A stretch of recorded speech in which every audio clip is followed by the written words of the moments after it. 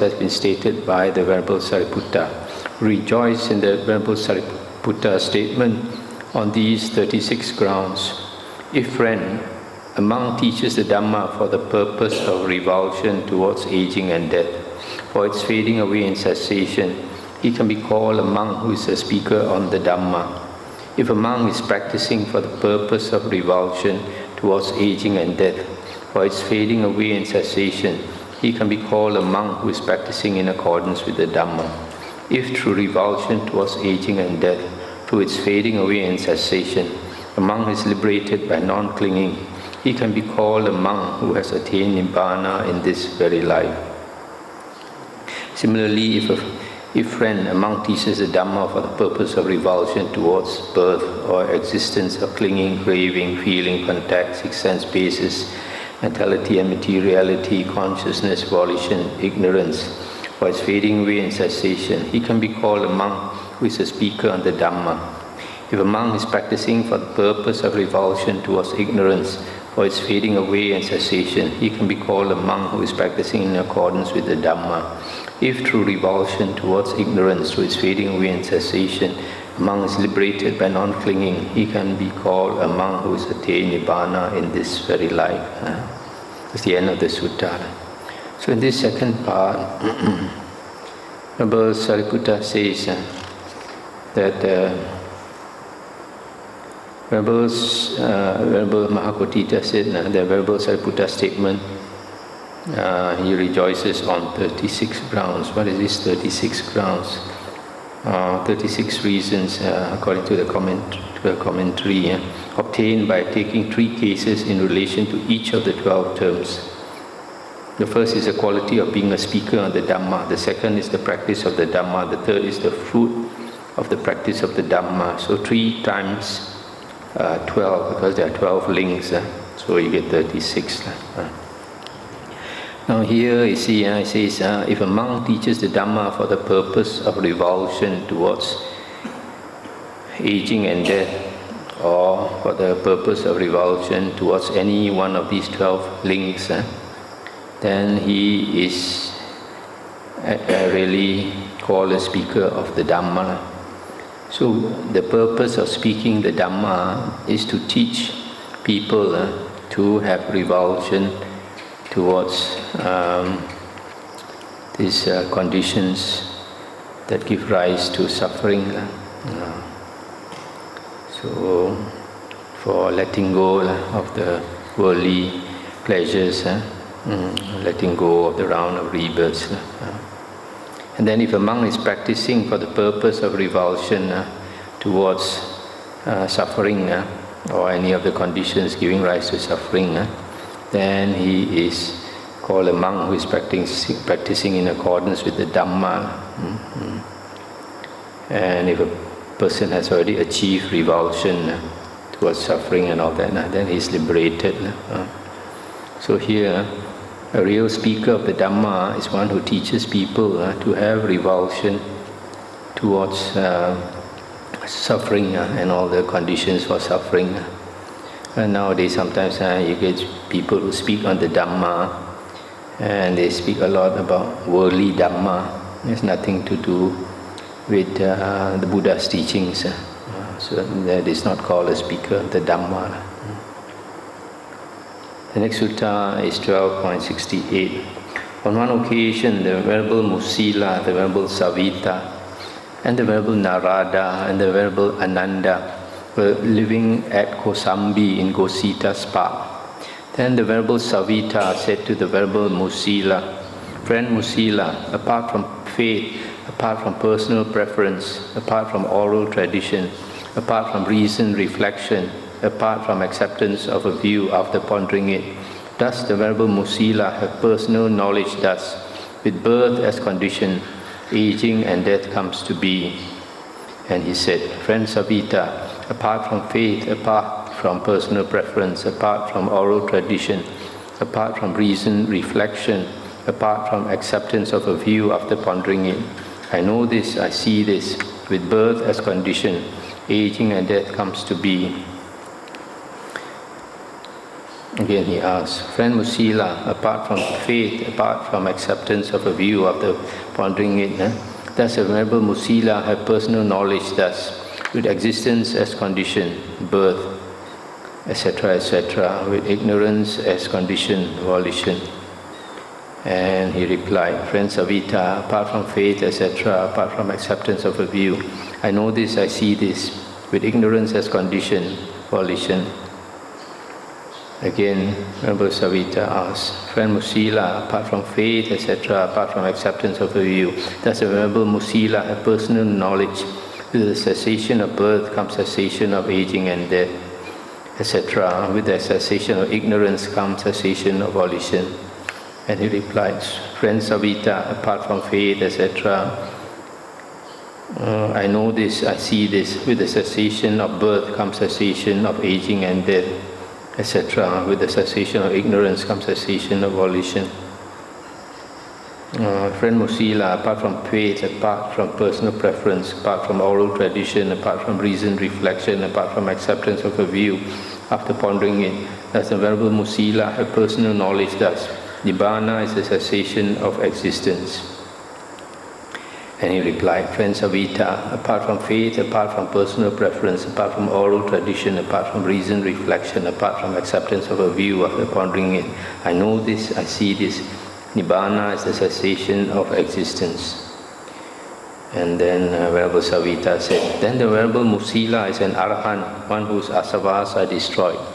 When this was said, the Venerable Musila kept silent. Stop here for a moment.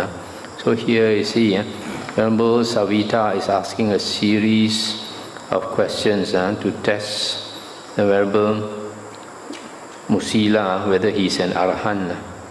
So Venerable Musila answered that he has personal experience of all these states, which implies that he is an Arahant. So when Venerable Savita said that Venerable Musila must be an Arahant, he kept silent. When he kept silent, it means that he is an Arahant. Because when he's an Arahant, he won't boast like he's an Arahant. But if he were not an Arahant, then he would have to deny it. Since he kept silent, that means he is implying that he's an Arahant. Then the Venerable Narada said to the Venerable Savita, friend Savita, it would be good if I were asked that series of questions. Ask me that series of questions and I will answer you. So Venerable Narada here is inviting Venerable Savita to ask him the same questions. So Venerable Savita asked Venerable Narada the same series of questions and he received the same replies as Venerable Musila gave. Then Venerable Savita said, then the Venerable Narada is an Arahant, one whose asavas are destroyed.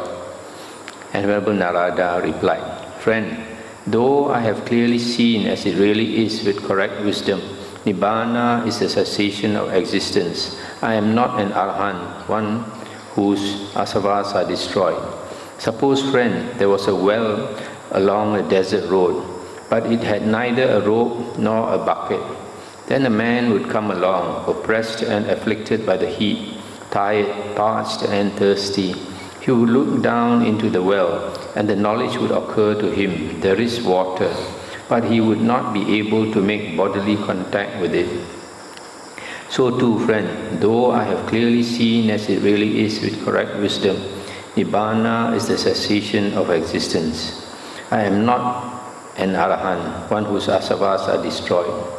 When this was said, the Venerable Ananda asked the Venerable Savita, when he speaks in such a way, friend Savita, what would you say about the Venerable Narada? When he speaks in such a way, friend Ananda, I would not say anything about the Venerable Narada except what is good and favorable. That's the end of the sutta. So here, Venerable Narada, although he says he is not an Arahant, but he has seen with wisdom, Nibbana is a cessation of existence and the other conditions. So it means that he is an Anagamin, has attained the third fruit.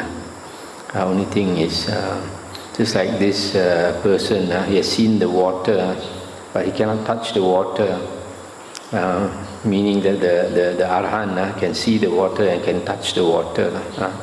So there's a difference that he sees all these states, and yet he has not achieved the final condition. The difference between an Anagamin and the Arahant is that the Arahant has destroyed the 5 higher fetters. 5 higher fetters. Let me see. It's attachment to the form existence, attachment to the formless existence, conceit. Conceit is the ego, restlessness, and ignorance. So this Anagamin, he has seen the Dhamma clearly, and yet he still has the self. So he hasn't finished his work. I come to the final sutta that I'm going to talk in this Nidana Samyutta 12.70. Thus have I heard. On one occasion, the Blessed Ones dwelling at Rajagaha in the bamboo grove, the squirrel sanctuary. Now on that occasion, the Blessed One was honored, respected, esteemed, venerated and revered, and he obtained robes, alms, food, lodgings and medicinal requisites. The Bhikkhu Sangha too was honored, respected, esteemed, venerated and revered, and the bhikkhus or the monks too obtained robes, alms, food, lodgings and medicinal requisites. But the wanderers of other sects were not honored, respected, esteemed, venerated and revered, and they did not obtain robes, alms, food, lodgings and medicinal requisites. Now on that occasion, the wanderer Susima was residing in Rajagaha, along with a large company of wanderers. Then his company said to the wanderer Susima, "Come, friend Susima, lead the holy life under the ascetic Gotama. Master his Dhamma and teach it to us. We will master his Dhamma and preach it to the lay people. Thus we too will be honored, respected, esteemed, venerated and revered, and we too will obtain robes, alms, food, lodgings and medicinal requisites." "All right, friends," the wanderer Susima replied. He then approached the Venerable Ananda and exchanged greetings with him. When they had concluded their greetings and cordial talk, he sat down to one side and said to him, "Friend Ananda, I wish to lead the holy life in this Dhamma Vinaya." Then the Venerable Ananda took the wanderer Susima and approached the Blessed One. He paid homage to the Blessed One, and then he sat down to one side and said to him, "Venerable Sir, this wanderer Susima says that he wishes to lead the holy life in this Dhamma Vinaya." "Well then, Ananda, give him the going forth." The wanderer Susima then received the going forth and the higher ordination under the Blessed One. Stop here for a moment. So you see these external sect wanderers, they saw that the Buddha and his disciples were getting a lot of offerings, whereas they were getting very few offerings. So they thought it must be because the people like the Buddha's Dhamma. So if they also learn the Buddha's Dhamma, they will also get a lot of offerings. So they asked Susima to go and learn the Dhamma. Now on that occasion, a number of monks had declared final knowledge in the presence of the Blessed One, saying, "We understand, destroyed is birth, the holy life has been lived. What had to be done has been done. There is no more for this state of being."